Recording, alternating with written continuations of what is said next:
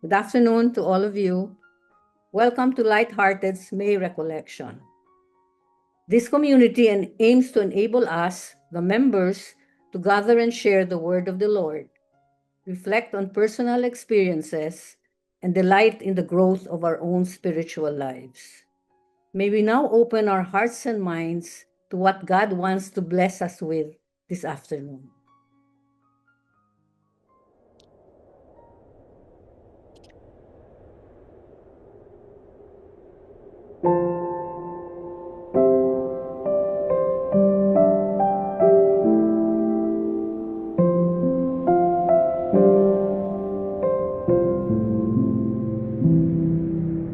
Breathe in me, O Holy Spirit, that my thoughts may be holy.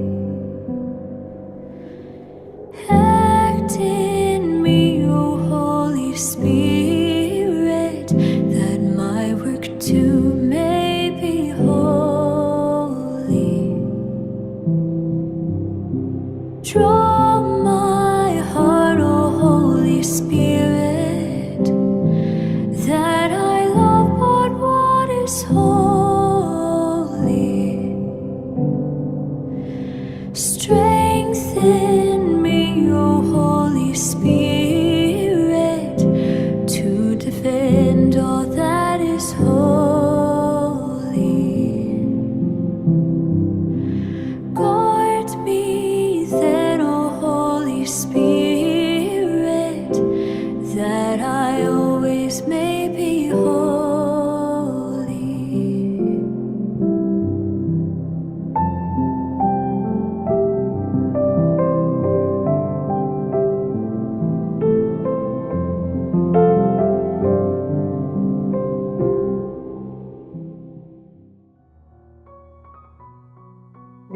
This afternoon, we will listen to our guest lecturer, Father Rex Fortes, as he talks about enkindling the Holy Spirit through the sacraments. Father Rex Fortes, CM, is an ordained priest of the Congregation of the Mission Vincentians since 2003. A college graduate in philosophy and a master's degree holder in pastoral ministry from St. Vincent School of Theology, Adamson University, he pursued his licentiate in sacred scriptures at the Pontifical Biblical Institute in Rome and in the Hebrew University in Jerusalem. Father Rex also received various degrees from the Cattolico Université in Leuven, Belgium. 3 degrees, an advanced master in theology and religion in 2016, a licentiate in sacred theology in 2018, and a doctorate in sacred theology in 2022.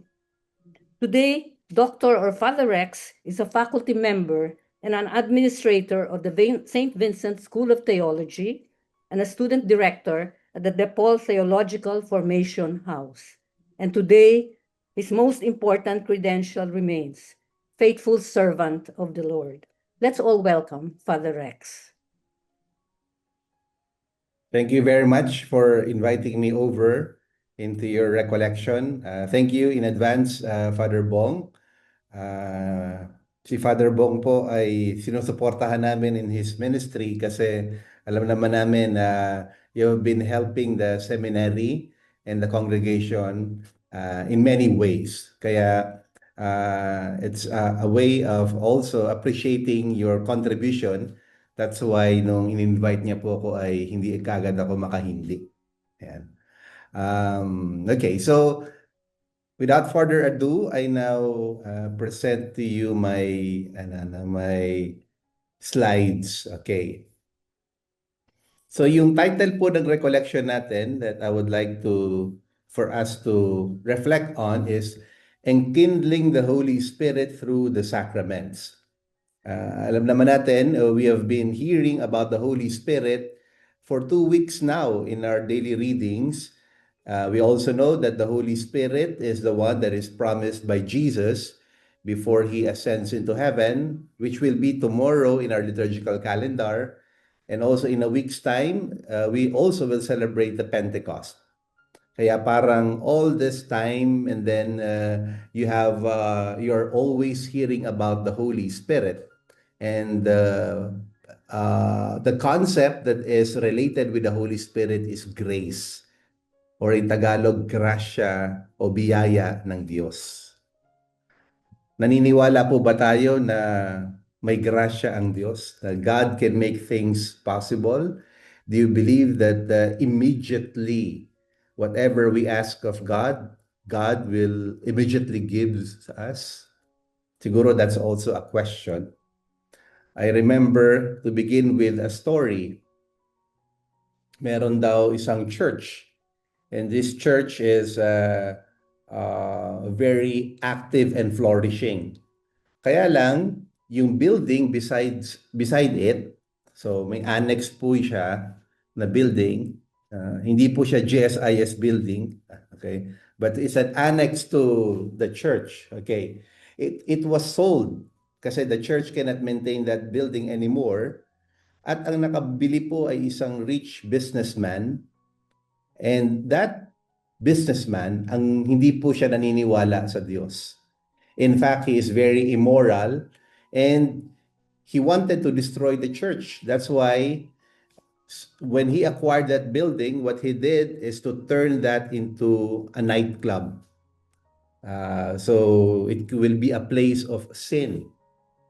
So nung malaman po ng church community na there will be a nightclub doon sa building annex to them, so they prayed sa Holy Spirit and they really asked God's intercession. Tapos po, bigla pong umulan, biglang nagkakidlat at tinamaan po ng kidlat yung building na yon that will soon become a beer house or a nightclub, and it was destroyed completely. So, ngayon nagalit po yung may-ari, tapos sinabi ng may-ari, I will sue you in court, referring to the church. Kasi sila raw yung dahilan why his building was struck with lightning. Sa court, before the judge, sabi ng judge in her opening statement, sabi niya, in my career as a judge for 30 years, this is the most difficult case I handled. Why? Because I have a businessman who believes that God answers prayers, and we have a church that doesn't believe that God answers prayers. So, parang baliktad, no? Yung kaso. Anyway, I hope you are a church. We are a church that believes that God answers prayers. And yung pag-answer ng Panginoon ng prayers, ang efficacy po nun nangyayari through the Holy Spirit. Okay. So let me explain in my presentation to you ano pong ibig kong sabihin. Okay. Kung tingnan natin, the Holy Spirit, in the account of John, for example, yung babasahin po natin kasi tomorrow is the account of Matthew. In the account of John, in the sending of the disciples, Jesus breathed on them. Hiningahan niya po. And they all received the Paraclete, the Holy Spirit, as promised. Pero po, they were the ones who received the Holy Spirit. Okay. Pero dito po sa Acts 8, we would notice that Philip went to the Samaritans. Ito pong nasa Acts 8:14-17.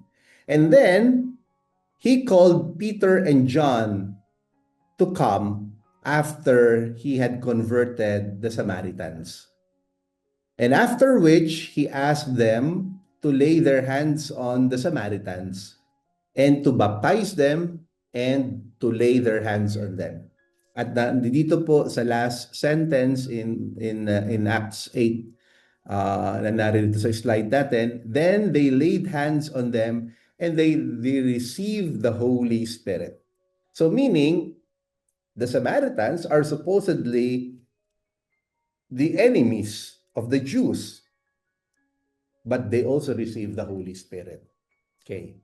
So the Holy Spirit is not a propriety of Catholics alone. Hindi po siya. It's God present in everybody. Hindi po natin pwedeng sabihin na it's only the priest who dispenses the Holy Spirit, therefore the Holy Spirit is only present in the church or in the clerics. Hindi po. Okay. Because when we were baptized, we received the Holy Spirit. Remember, ito pong sabi ko po yung sa John 14, the promise of Jesus is, I will send you an advocate. And that is the Spirit of truth, whom the world can never receive, since it neither sees nor knows Him. Yung Greek word po na ginamit dito sa word na advocate is parakletos. Parakletos. Some Bibles would translate it as paraclete, advocate, helper, comforter. Yan po yung ano. So, it's really hard to comprehend the meaning of advocate because it only occurs in the Gospel of John and the Johannine Corpus 6 times. Medyo mahirap i-translate, no? Sa Tagalog po, yung when I check, ang nakalagay po ay mang-aaliw. Parang hindi po masyadong maganda. Anyway, the word advocate, pinagsama po yan yung word na voca, to call, and ad, toward. So you're calling somebody to you, particularly to be at your side. Sa Italian, you have the word avvocato for advocate. Hindi po siguro natin maintindihan, pero sa Spanish, the word advocate is abogado. Abogado in the Filipino language is a reference to lawyers. So the best way to understand the Holy Spirit ay para po siyang lawyer. Okay. So somebody who will defend you kahit mali ka, okay? Somebody who will stand by you and will fight for you forthwith. Okay, agad-agad. Kaya siguro nakita natin ngayon, nagkakagulo sa Senado how they try to stand as lawyer to one another. Okay, I hope the Holy Spirit is guiding them as they claim. Anyway, ito po ang role ng Holy Spirit. So meron tayong abogado who is going to defend us, and that's why it's important to always invoke His presence. The Holy Spirit descent on the apostles and Mary. Makita po natin yan in next week's gospel. And then afterwards, when Peter preached, immediately 3,000 people were baptized. 3,000 people were baptized. And they all received the Holy Spirit. Ulitin ko po, no?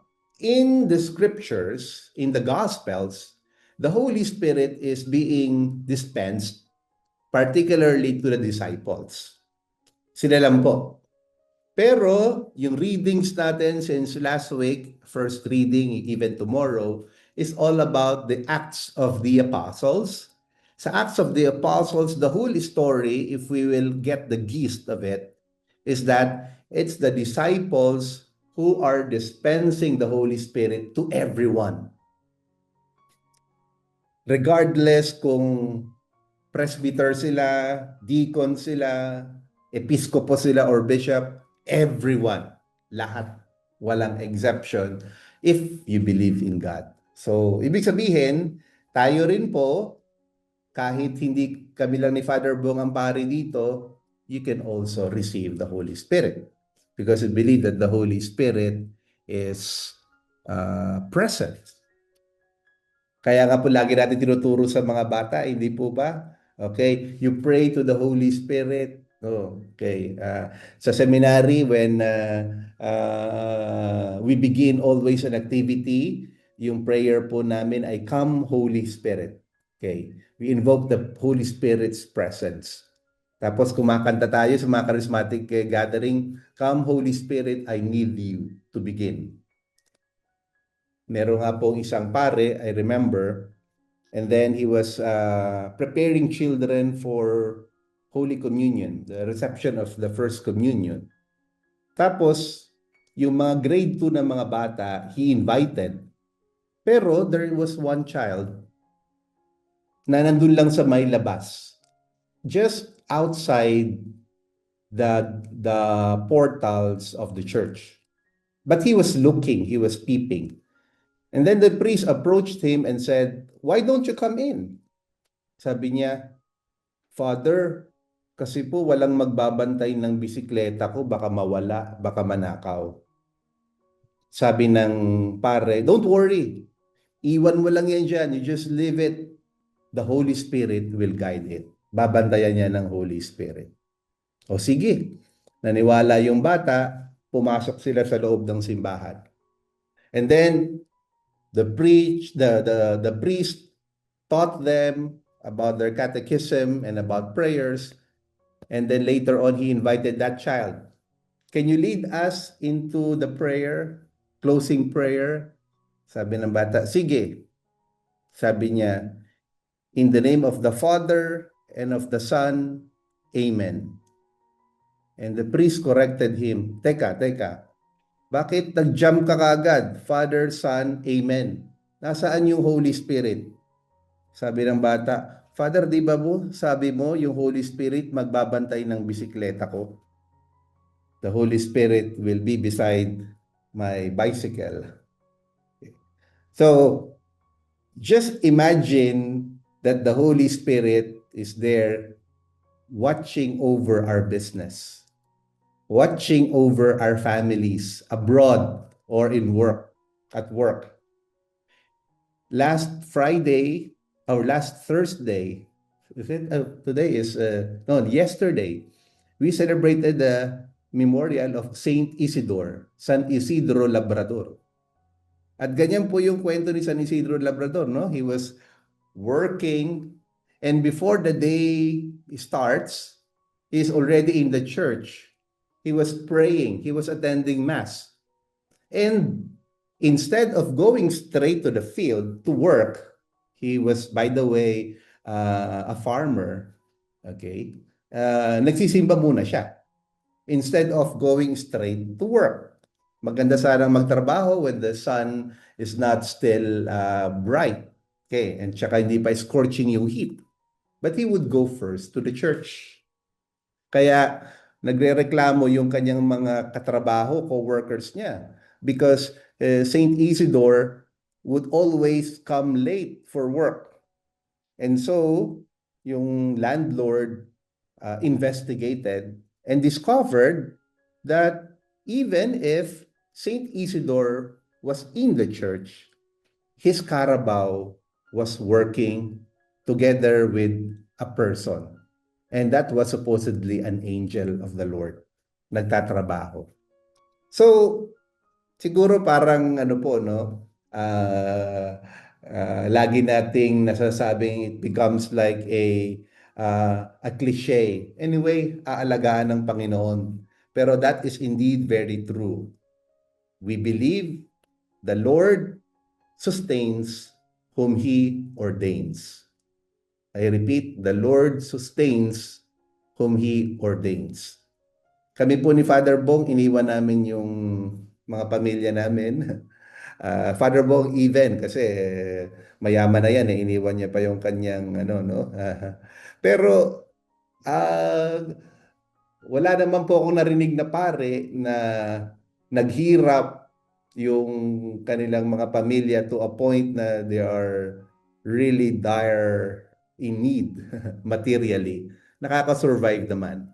So both of my parents are still alive. They're 86 years old. Blessed naman po kami. They are in good condition. My brothers, okay, hindi naman pinabayaan. So siguro, I suppose that is the experience also of Father Bong and everyone who's dedicated themselves to the Lord. Hindi kayo pababayaan ng Panginoon because God sustains whom He ordains. Now, we proceed with the sacraments. Ito po. Mahalaga po kasi yung sacraments. You have the word sacer in Latin. These are Latin words, by the way. Memento is remembrance. Okay. So sacraments is a sacred memory. Nothing special. If you remember something that is sacred, that is already a sacrament. Because there is a semblance between, according to the slides, the natural stages of life. Okay. Tsaka yung stages ng spiritual life. In life, you begin with di ba po, yung the infant, you take care of the infant, and then later on, you rear the child until it can walk, and then later on, it would need to go to school, and then later on, it would need some social life, and eventually a life of its own until a child will mature, enter adolescence, and then later on young adulthood, and have a family of his own. Ganun po, no? Yung sacrament din po is just like a mirror of what is happening ordinarily in our lives. Kaya the sacrament ay part and parcel of the whole cycle of life. Kaya po, binigay ang sakramento para pabanalin ang bawat kabanata ng buhay. Okay. So, it's not really meant to give us additional burden. You need to do this and you need to do that. But on the other way around, it is a way of telling us in every phase, there is the Holy Spirit guiding you. In every phase, you will not be forsaken. Okay, so it's a help instead of parang an obligation that you are to do, because every sacrament dispenses graces. Makikita po natin yan mamaya. Now, sacraments are signs and symbols. Okay, this is a very difficult topic because we tend to exchange signs and symbols with each other. Medyo naguguluhan po tayo, no? Ano po ba yung signs? Okay. Normally, ang signs are mga visible or perceptible sense according to our senses, okay? That directs us into doing something. Okay, so directive. Halimbawa, nakalagay dyan, no entry. Yan. Halimbawa, nakalagay dyan, left turn. O kaya, parking. Okay. So, it is directive. Symbols, on the other hand, is not very clear. There is like a hidden meaning to it, but something that leads us to a profound reality. So, halimbawa po, simbolo ng, like, for example, you have the flag of the Philippines. It's a symbol of patriotism. Okay. You have a medal. It's a symbol also of our belief. Okay. So, mga simbolo po, no? Kaya lang, nalilito po tayo on what it means. Because some signs can be symbolic or some symbols can be also signs. Like, for example, the color green. The color green is, or it can be used as a sign. Saan po ginagamit yan? For example, the color green, kung nakita po natin, it immediately gives us, for example, sa traffic. Okay, sa traffic po tayo, no? Naalala niyo po, if you go in an intersection, there is always the traffic light. May tatlong kulay po yun, no? At the bottom, you have the color green. It is a sign of what? Kapag color green? Go. Okay. Yung gitna is color, anong color ba yun? Is it yellow or orange? Okay. Whatever, orange or yellow. What does it tell you? It's a sign. What does it tell you? Bilisan mo na, mag-stop na, gano'n ba yan? Okay, what does it tell you? It tells you it warns you. Okay. Yung nasa itaas po, anong kulay nun? Ano yung pinakaitaas na kulay ng traffic light? Hindi po red. Alam niyo po kung anong kulay nun? That is indigo. Indigo. Papaliwanag na lang po ni Father Bong ibig sabihin nun, no? No, it's red. Okay, so these are signs, okay? But they can also be symbols. Symbols, green can be symbolic for life, di ba? Ecology, okay? Red can be symbolic for vigor, blood, okay? So ano pong punto natin dito? The very point that we have is that every time we participate in a sacrament, there are signs that we see.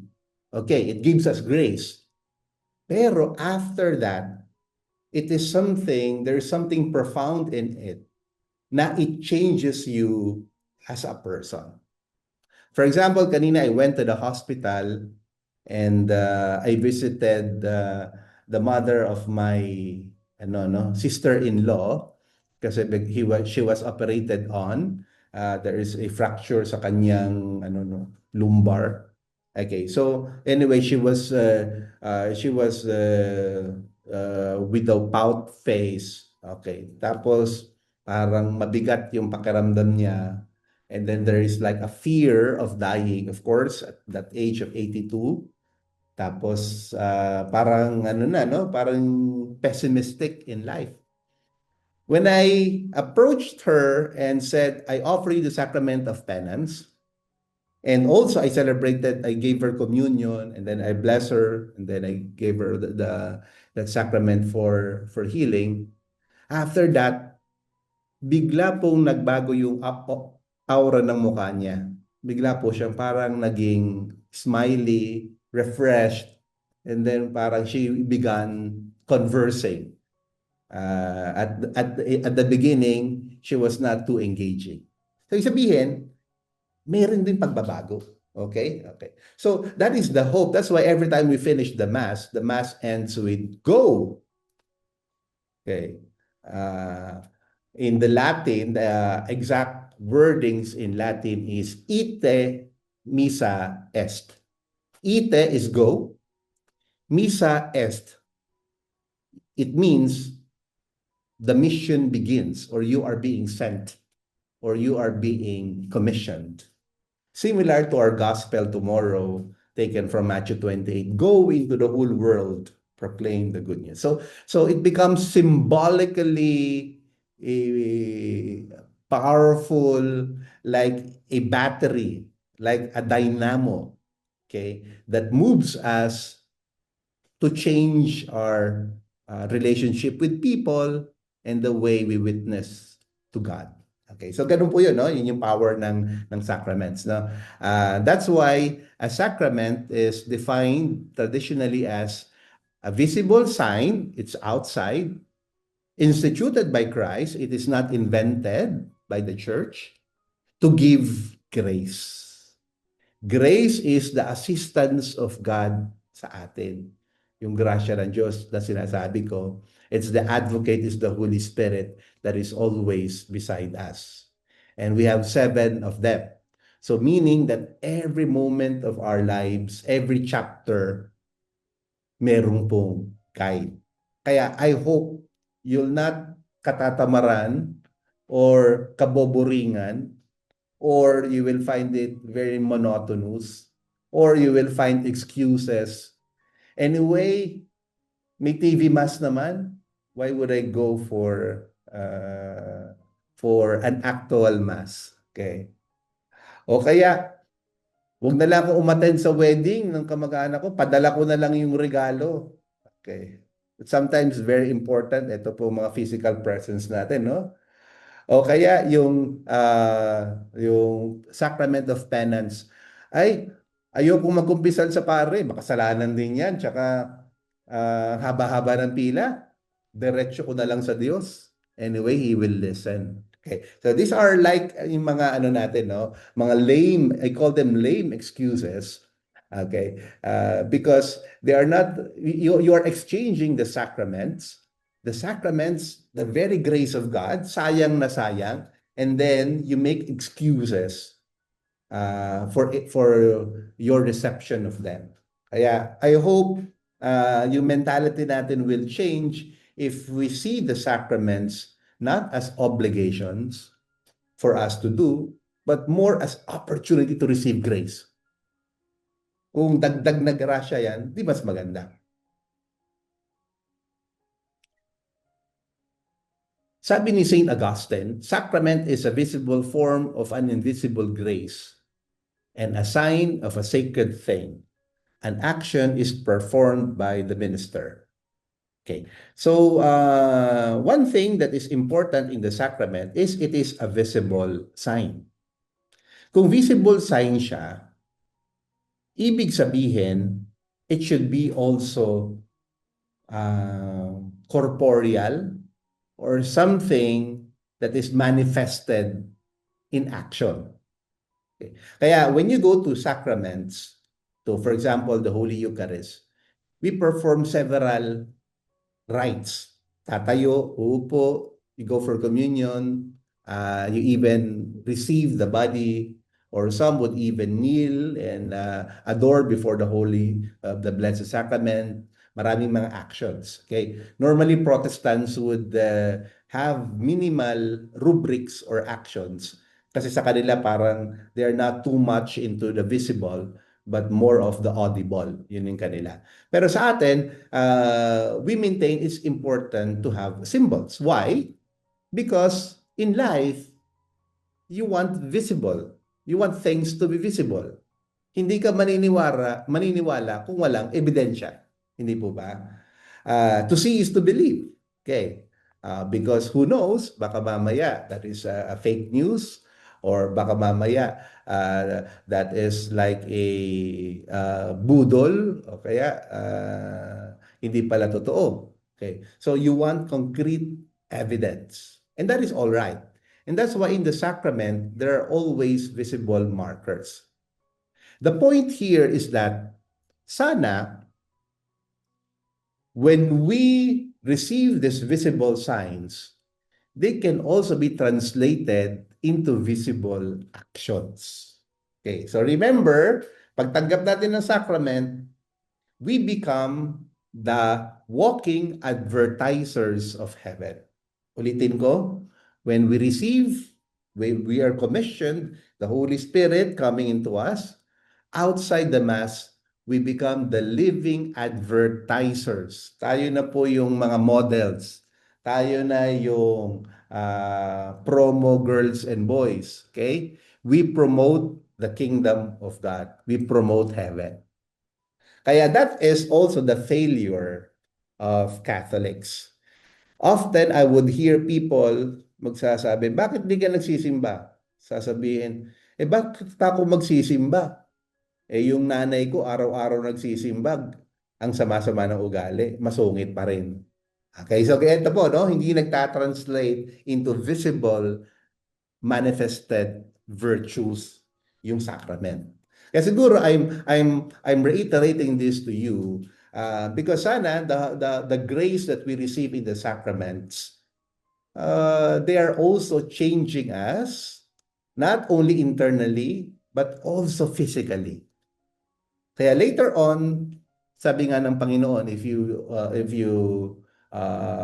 read your Bibles, you will encounter in Matthew 25:31 to 46. On the last day, God will summon everyone and will divide everybody sa left tsaka sa right as He would divide the goats from the sheep. And simple lang po ang tanong niya. Did you feed me when I was hungry? Okay. Quench my thirst when I was thirsty. Okay. Visit me when I was in prison, sick, or in need. Did you give me clothes, etc.? Okay. So in short, the only final question, the final exam we will have in heaven as we ascend one day, did you perform charity? Yung visible na yun. Okay. Kaya very important to note that the sacrament is a visible sign, therefore, it requires also visible response from all of us. Instituted by Christ.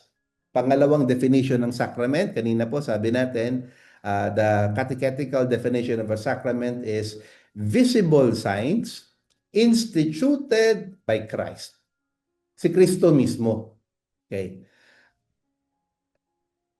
Gandhi once said, I like Christ. In fact, I admire him. He's my model. Or I love even Christ, but not the Christians. Not the Christians. Ano ibig sabihin? Okay. So, believe na believe siya sa ginawa ni Kristo, everything he did and everything he said. Pero yung mga followers niya ang may problema. Come to think of it, no? The Philippines had had several presidents or even leaders. But you would notice, you would count, most of them are products of Catholic schools. Hindi po ba? They are products of Catholic schools. Hindi na natin isa-isahin, pero nakakahiyaman kasi the question ay ibabalik sa aming mga administrators of Catholic institutions. How come you produce people like them who are corrupt? One time I was invited to give to a course to hold a course in Cotabato. That was when before holding the course, I was told, Father, mag-courtesy visit ka muna doon sa presidente. Okay, so I went to the president of Notre Dame sa Cotabato. And before me, there was another person. Umalis na yung next person and then I entered. And then it was also, the president was also a priest. And he told me, Father, alam mo ba yung kaninang umalis dito? Okay. Ano yan? Abu Sayyaf yan. Graduate namin yan dito. But now he joined the rebel group. Okay. Of course, we do not control people. We cannot control their decisions. Pero siguro the question that we always ask is, what have we done? Okay, to influence them, okay, or to dissuade them from performing good works or virtues. Okay, so tandaan natin, instituted by Christ. So when we walk outside the church after a mass, for example, kapag nakasalubong mo tayo ng tao, yung aura natin will be reflective of Christ. O baka naman, instead of sabihin, nasa atin ang Diyos, baka sinasabi sa atin, Diyos ko. Andiyan ba talaga ang Diyos? O kaya, oh my God, parang hindi yata nagbago. Okay. So, we become walking advertisers. Okay. Okay. Next is that, and finally, sabi natin, a sacrament is visible sign. Second, instituted by Christ. And third, to give grace. What is grace? Siguro magandang alamin po natin, no? What is grace? I just read the definition of grace. Grace is God's free gift of Himself as the controlling influence in our life and the decisions we make once we have committed ourselves to Him in faith. Ang pinakamalagang bagay po dito siguro, and you would also love, is free gift. Gratis, libre, walang bayad. So imagine, no? Libre. So sometimes we take for granted kapag libre. It's not, that's why we call things that are important dear. Okay. Okay. When you call your husband dear, okay, kasi important. But the word dear also means rare. Parang rare, no? Parang rare. Okay, libre. Okay, rare, no? Kaya po yung mga words for endearment ay Ginagamit din po yung dear. Okay, I love you, dear. When you write letters, dear, because it's rare. Okay. But this is free. Libre. Okay. There was one husband, okay, it's Valentine's Day, and he gave a gift to his wife. Tapos binigay niya yung gift, okay? And then the wife was surprised, okay, with the gift. It was a bracelet. And then she asked, how come binilan mo ko ng regalong yan, ng bracelet na yan? And the husband said, because when I was walking in the mall, I remember a four-letter word, okay, that inspired me to buy that particular gift. Ano yung four-letter word na yon? Let me guess, sabi ng wife. Is it L-O-V-E? Love? Sabi niya, hindi. Or is it D-E-A-R, dear? Hindi. Or it is W-I-F-E, wife? Hindi. O ano nga, sirit na. Sabi nung husband, S-A-L-E, sale. Sale pala yung bracelet kaya binili. The grace given to us by God is free. Libre. Pipitasin mo na lang. Okay. The Filipino tendency is to become one tamad. Aantayin mong mahulog. We do not go to a prayer meeting. Halimbawa, itong recollection na ito, it's free. Di ba? How come there are only 15 persons na regularly attending a recollection, your recollection? Minsan nga maganda pa maningil na lang para may worth nun, hindi po ba, no? Sabi libre, parang they take for granted. Okay? So that's the normal mentality of us. Pero siguro if we understand it, that it is free, yes, but its efficacy is really very meaningful. Biruin nyo, no? It helps us in our decisions and in every step of the way we are guided. Sige, next slide po. Bilisan natin ng konti, no? Kasi we still have some. Now, there are different sacraments. They can be divided into three. Sacrament of Christian initiation. Tatlo po yan. Baptism, confirmation, and the Eucharist. Normally po, in early Christianity, they are performed one after another in one moment. Dire-diretso. So at your screen, makita po natin is a sample of an old baptistry.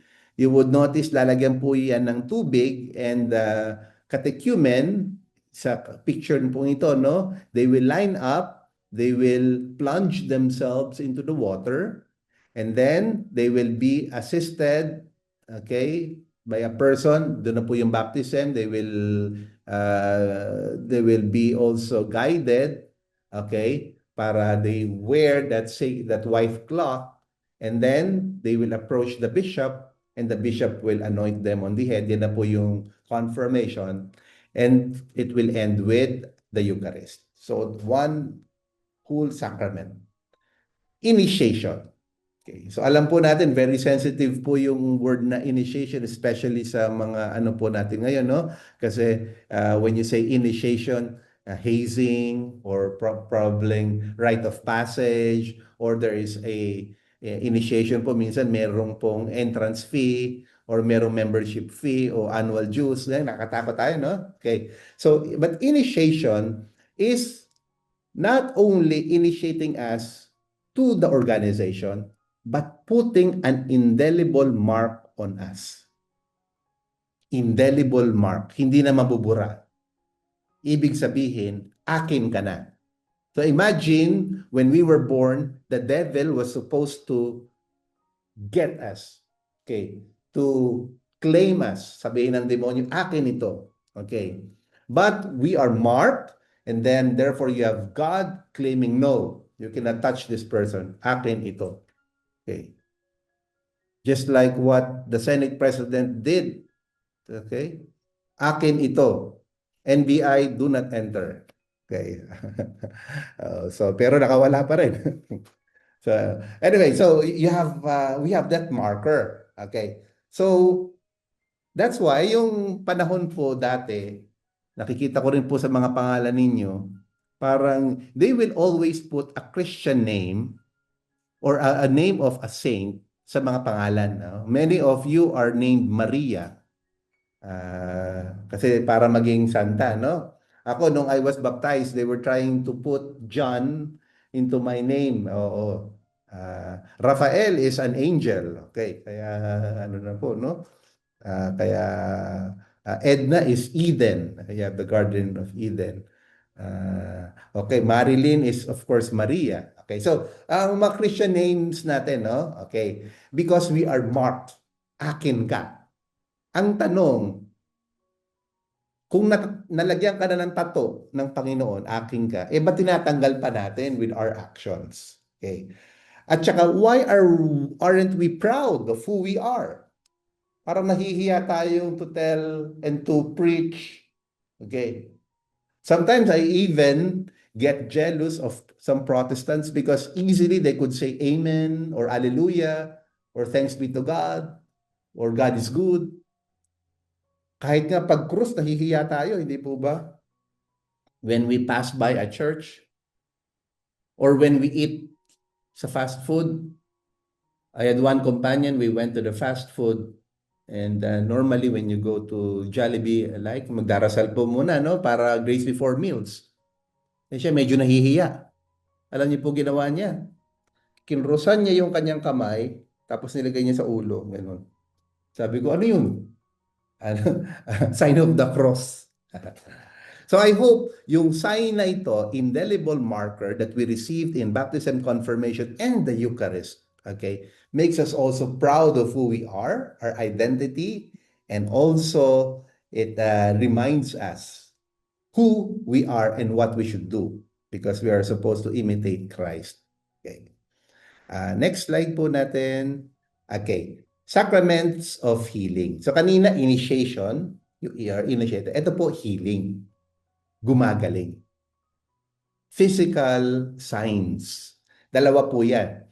Yung anointing of the sick, inuwento ko kanina, nag-anoint ako, at saka sacrament of penance. Kasi alam naman ng Panginoon, we can have our failures. Let me just tell you one, if I may extend a little, let me just tell you what happened recently. Okay. My father po, as I told you, is already 86 years old. 2 years ago, he complained kasi meron po siyang malaking bukol on his right thigh. Imagine the size of it. That is 18 centimeter by like 9 centimeter. It's practically the whole leg. The whole thigh pala. The whole thigh. Ang laki. So, nag-complain. Alam niyo naman yung matatanda, no? Magko-complain lang pag pag medyo delikado na. Kaya kami nag-worry kasi yung size niya napakalaki. So, we had it biopsied, ang result po, puro malignant. We went to BGC, yung merong Cancer Institute po doon. Nag-ano rin po siya, MRI, is quite malignant. Tapos nagpunta rin kami dyan sa New Manila, Medical City. May isang specialista po doon. Yun din po ang diagnosis. It's sarcoma or cancer of the skin. And sabi ng doktor, you are 84 years old, medyo high risk. At dalawa lang ang probable na kahihinatnan niyan. Either your leg will be amputated, kasi napakalaki. Imagine, matatanggal yung buong thigh, and or hindi ka na makakalakad straight, you will be with parang meron ka ng crutches or in wheelchair. So, nung marinig namin yung news na yon, we were parang contemplating, sige na lang, tanggapin na lang natin, ang mahalaga buhay si tatay. So that was our running principle during that time. So he was operated on October 2024. Okay? Tapos, we were expecting the worst. Nagulat kami after the operation. That was morning. Okay. Pagkagising niya, he stood up by his both legs. Nakapunta ng toilet. Nagulat din yung doktor. Sabi niya, this is a very rare case. Nag-video pa nga.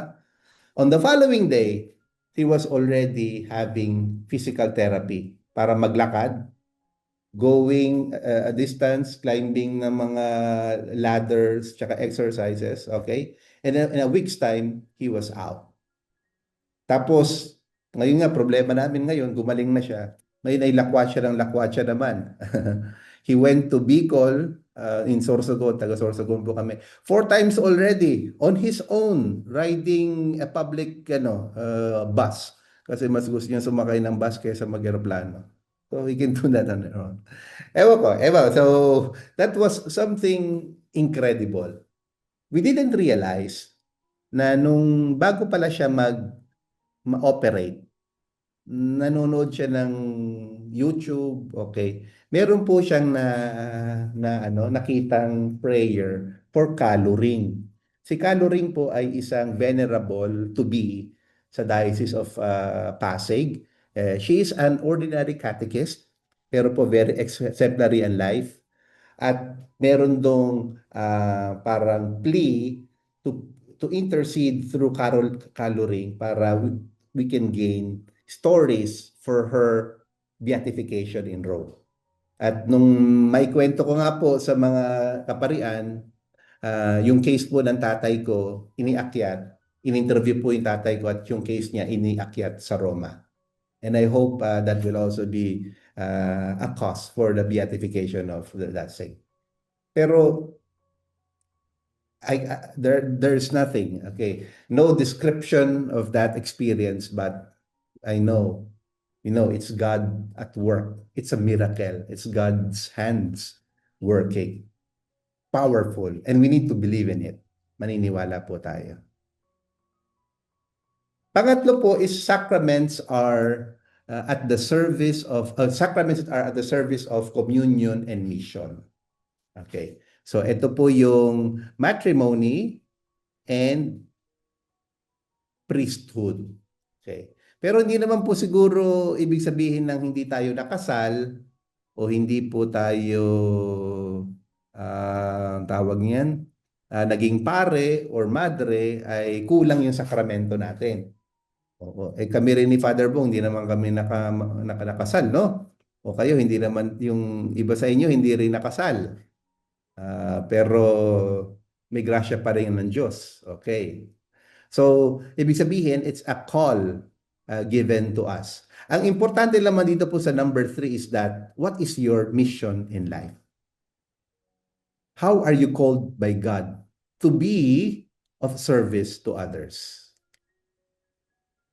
So ito na po yung summary. We will not talk about them, okay? But you would notice that every sacrament has a matter, physical sign, and then are proper words mentioned and used, and you have a minister, and you have the effects. Ito po yung pinakamahalaga, no?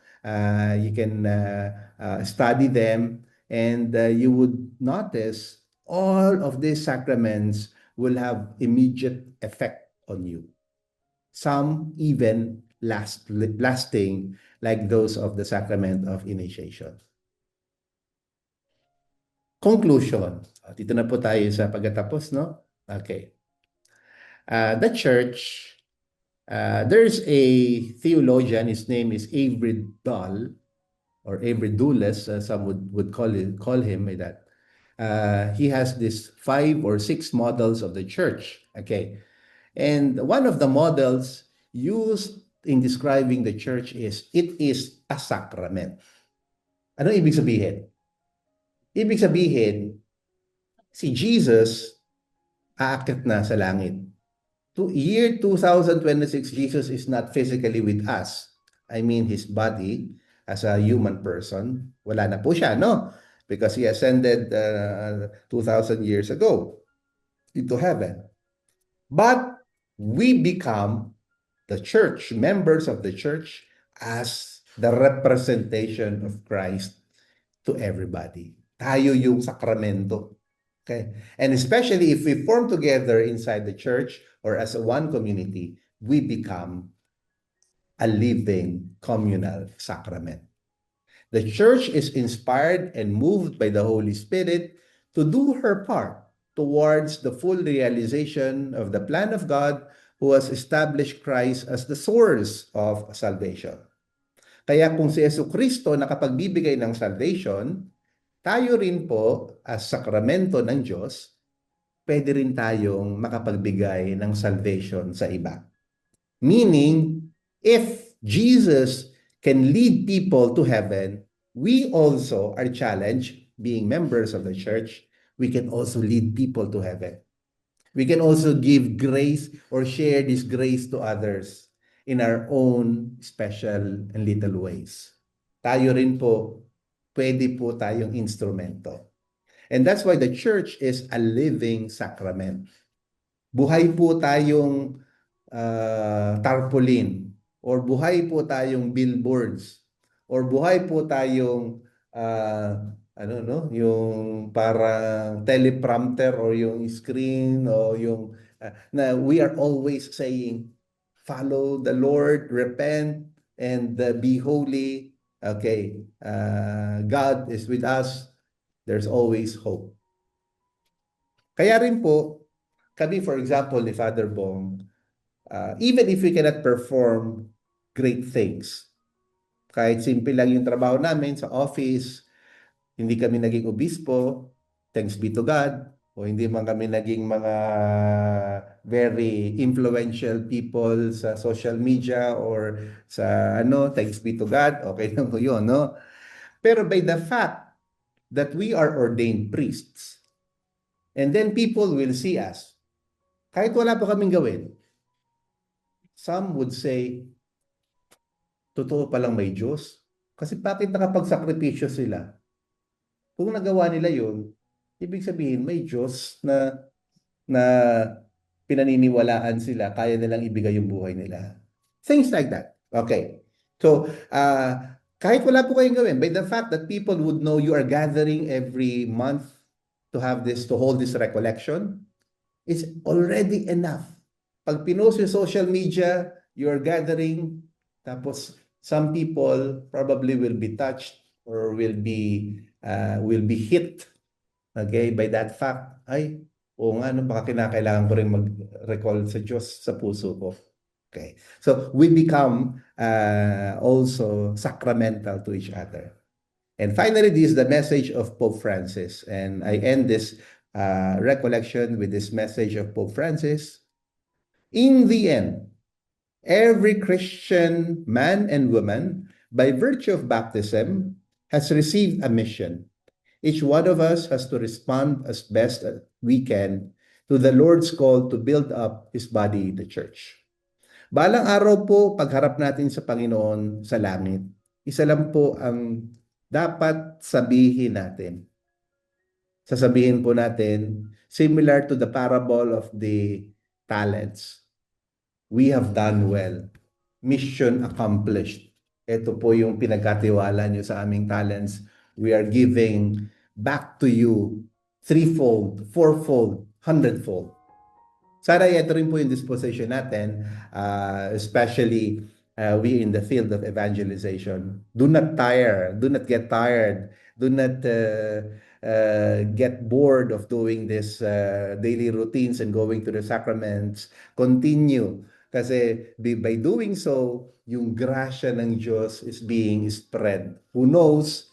It can touch people, it can move them to conversion, and even it will inspire them also to follow the Lord as we do.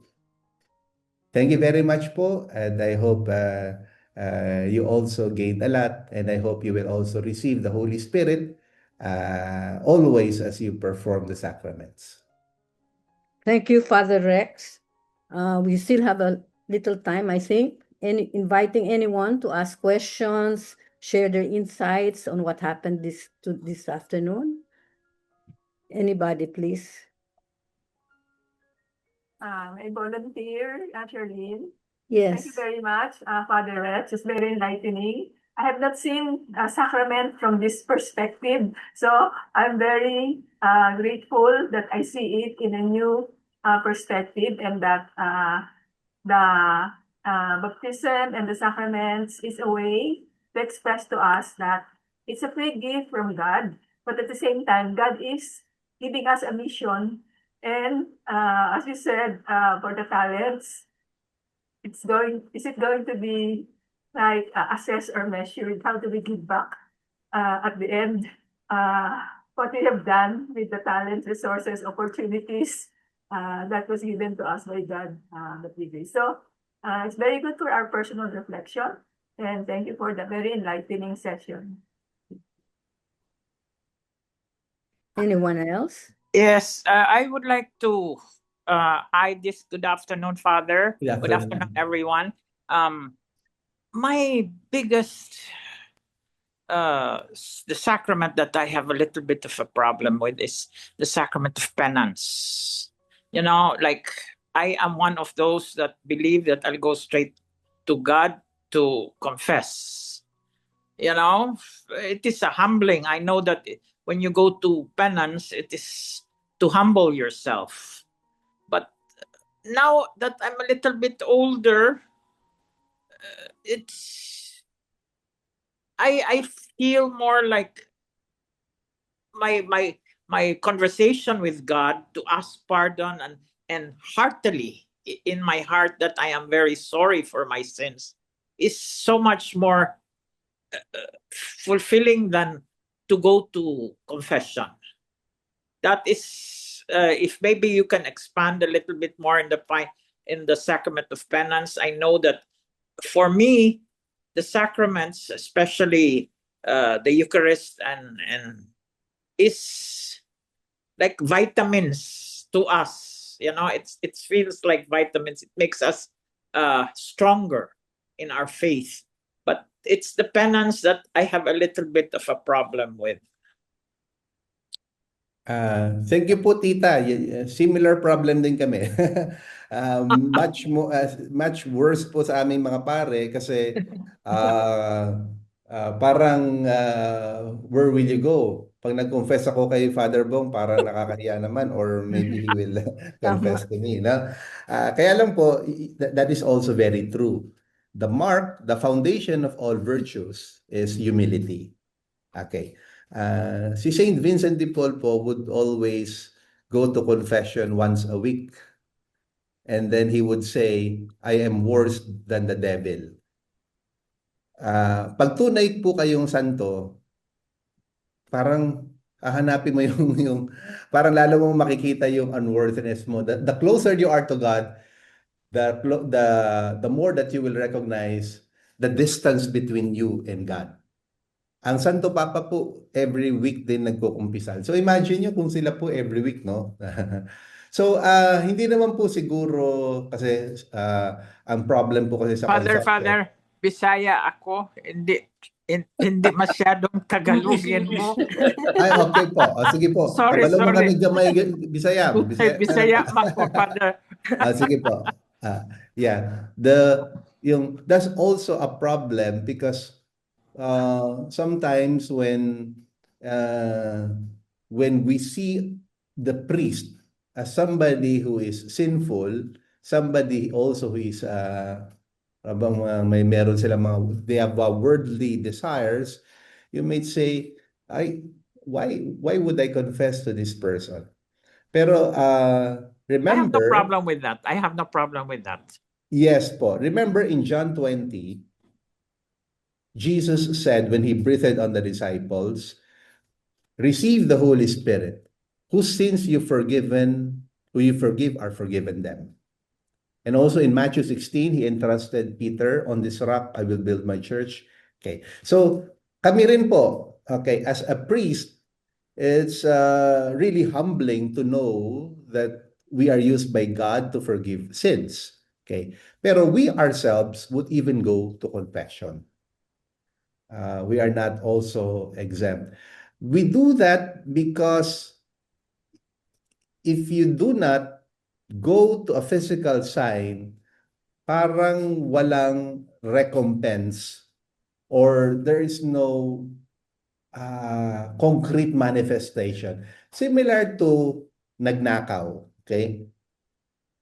Okay, sabihin mo you tell the person whom you stole from, sige, sorry, quits na tayo. Okay. That's why we have accountability. That's why we want to make people transparent with what they do. So I hope you will see also the sacrament, especially the sacrament of confession, more of Jesus being in that person of the priest to listen to you. And through him, efficaciously gives you through the absolution. Okay. Father Bong siguro can respond more to it kasi mas mahabang experience ito sa ano. Mas makasalanan lang ako kaysa sa'yo. So that's a marker of a saint. We could have that for this should be a long discussion. We could have that for another session siguro. Or we can talk, I can talk with her. And Tita. Okay. Thank you. Thank you, Father. Anyone else?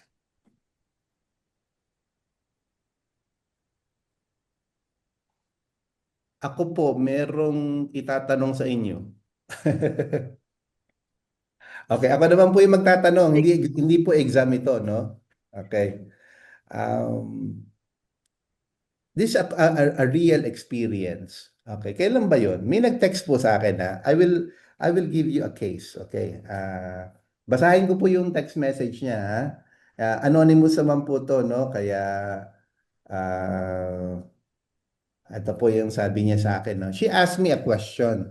Ito po, kaibigan ko po to nasa States. Father Rex, I have a question. Can the priest not give absolution if you do confession and you are not married at the church? Tagalogin ko, hindi, pwede ba yun na wag bigyan ng pare ng absolution yung isang nagkumpisal dahil hindi kasal sa simbahan? That was the question. Okay. I told her, no. Every sin can be forgiven. Why are you denied with absolution? Why will I as a priest deny absolution? Who am I? Tapos sabi niya, thanks. Because I went to confession, sa States po nangyari to, no? Today, but the priest said that I need to get married first at the church before he gives me absolution. Hindi niya raw pinatawad. Hindi raw siya pinatawad kasi hindi pa siya kasal sa simbahan. Kasal lang sa US. Now, what is your... It's a difficult case, no? Pero it happens in the US. No, Father. Sorry. You know, my cousin, she's already old, so she has no carnal relationship with the man that she's living with. Okay? But she wants to receive Holy Communion. She and her partner just live together, but they're old, you know? And she wants to receive communion. I asked the Archbishop here, but he will not give her communion. So I was very disappointed with that. I mean, to say she's not sinning anymore. What is her sin by sleeping in the same bed with a man that she has no relations with, but they have lived together for more than 30 years? That I know that the church has many differences, no? And it's not for me to question, but that's, I don't know. Father, may I respond? My response to her problem is go to another priest. No, I mean I'm not being facetious. No, I'm being serious. Yes. On Mitus's experience, like earlier you said, Father, that the Holy Spirit is for all. We don't choose people, no? So much the same way I think the bishop or the priest should be broad enough to appreciate the fact that, at certain points in your life, you want to be right with the Lord, So if you're telling us that the Holy I'll tell Spirit is her. full of I'll all tell her. people, Thank you. Thank you, Nanette. I'm sure. Perhaps you can go to Father Rex or myself. Okay, all right. I will. I'll tell her. True, true. Thank you. Thank you. Actually, that was the problem encountered by Pope Francis. Kasi po, he was always criticized for he being open, especially, for example, yung the blessing of gay couples or officiating the baptism of the baby of Non-Catholic. parang unmarried or out of wedlock. And then he also yung mga welcoming of mga migrants and then street dwellers is criticized. At ang sabi po ni Pope Francis, yung in his interview doon sa eroplano ay, who am I to judge? Okay.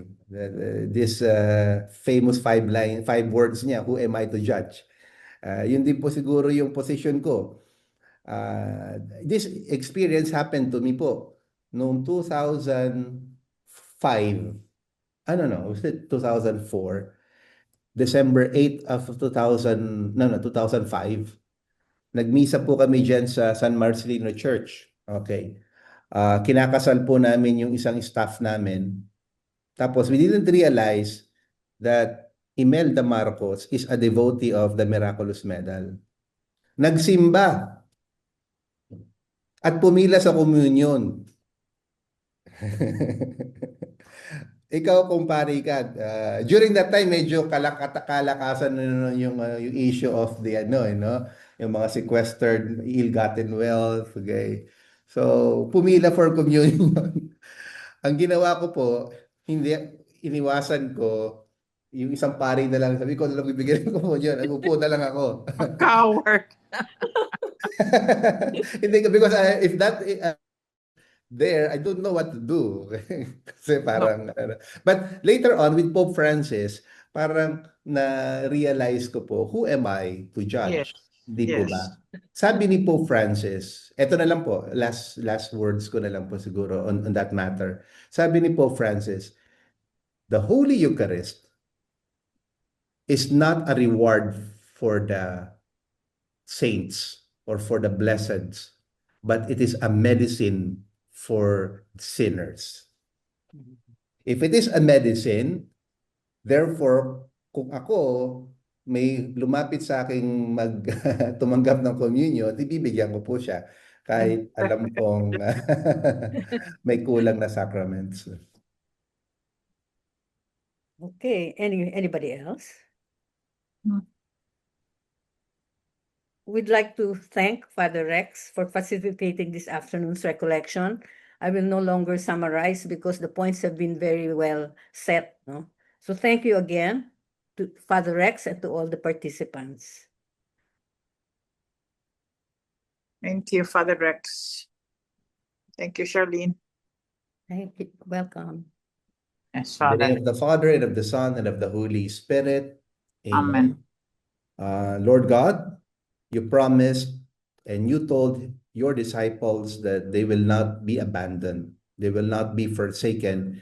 For even if you depart, you will send the Holy Spirit, the one that will comfort, guide, and help all of your faithful in their daily lives.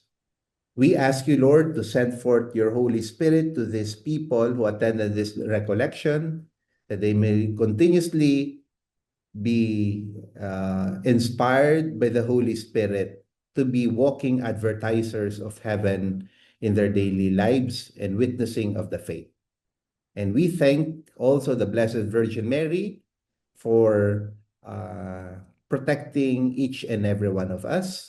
And in her maternal care, we together say, Hail Mary, full of grace, the Lord is with you. Blessed are you among women, Women. and blessed is the fruit of your womb, Jesus. Jesus. Holy Mary, Mother of God, pray for us sinners now and at the hour of our death. Amen. The Lord be with you. And may Almighty God bless you all, the Father, the Son, and the Holy Spirit. Amen. Amen. Go in peace. Thanks Thanks be to Thank God. you. to God. Thank you.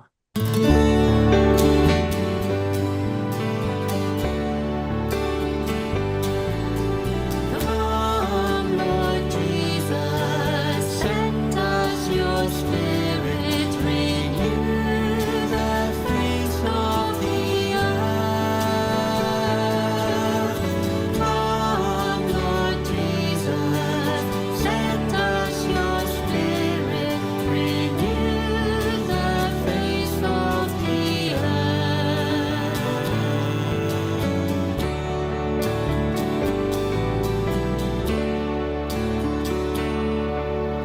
Come to us, Spirit of God, breathe in us now.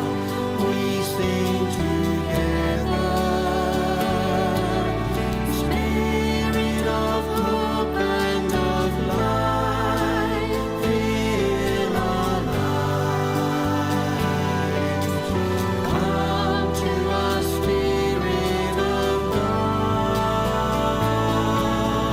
Come, Lord Jesus, send us your Spirit, renew the face of the earth. Come, Lord Jesus, send us your Spirit, renew the face of the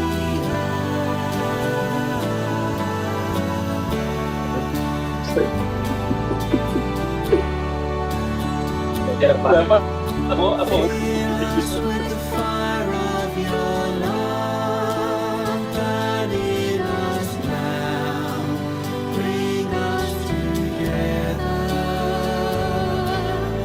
Come to us, dwell in us, change our lives, oh Lord. Come to us, Spirit of God. Come, Lord Jesus, send us your Spirit, renew the face of the earth. Come, Lord Jesus, send us your Spirit, renew the face of the earth.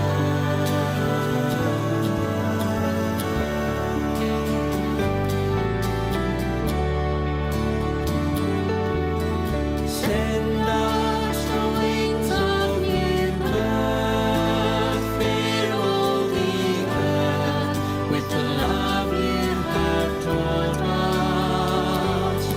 Let all creation now be shaken with love.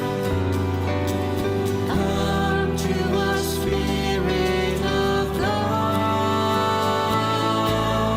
Come, Lord Jesus, send us your Spirit, renew the face of the earth. Come, Lord Jesus, send us your Spirit, renew the face of the